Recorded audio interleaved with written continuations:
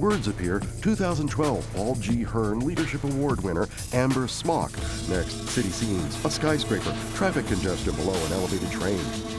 Chicago is what inspires me, because Chicago has a long history of really oppressing people with disabilities, and in response, people with disabilities have won incredibly stunning victories against the system. A young woman with long auburn hair enters the Access Living building.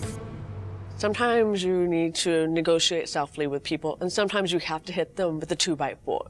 But what I'm trying to do is to get people to think about how they can be that 2x4. Amber has a deep commitment to the cross-disability philosophy of our movement. She's a woman who experiences hearing loss, and yet she's every bit as vocal on issues related to people in institutions as she is to issues that affect her personally. Mark Bristow, President and CEO, Access Living. Amber, the Director of Advocacy. I cut my teeth in organizing through the fight to shut down institutions. This is Somerset Place. It's an institute for mental disease that was closed down a couple of years ago. So imagine living in this place and being warehoused just because you have a disability. I mean, a lot of times this is the only place where they'll be allowed to get out of the building. Boarded up windows. This is not community living. What we want to see is people being supported to live in their own communities. Independent living means being able to do the kinds of things that most non-disabled people take for granted. Housing is the cornerstone of independent living, because if you're forced into an institution or a nursing home, you don't get to make those choices. The work that Amber's doing is about reclaiming and restoring the dignity that has been denied to people with disabilities for far too long.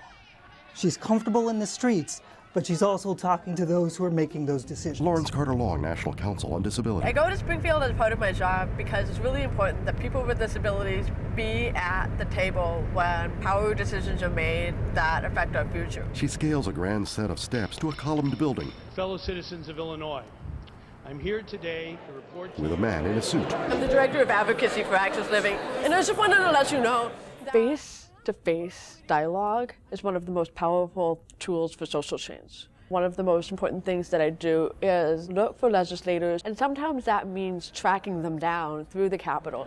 The vote was to approve closure conditional on them building a private facility. Amber's really good at pushing the envelope to the max, but then also knowing when she's got a good deal and when to close the deal. Women with disabilities, we're seeing a lot of news stories about violence against women with disabilities. We had to take action. And so we formed a group called Feminist Response to Disability Activism, FREEDA for short. And we took it to the national level.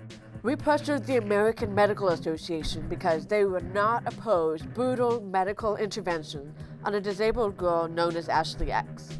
There was a little girl in the state of Washington. Ashley X is her name. Doctors were instructed to remove her uterus, her appendix, her still-forming breast, then treat her with high doses of estrogen to stunt her growth. A crowd with posters. I'm Amber, and I'm from FREEDA. And right now what's happening is we've been protesting for about almost 40 minutes.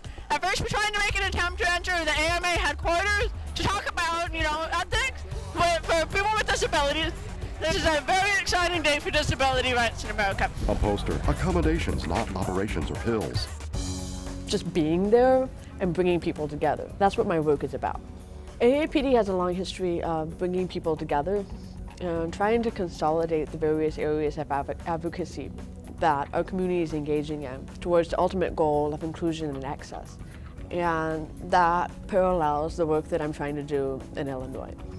So I think that joining forces, what we can do is spur the community to greater mobilization and greater change. Near a brick building with signage, Access Living, Amber peers over a railing at Chicago's cityscape.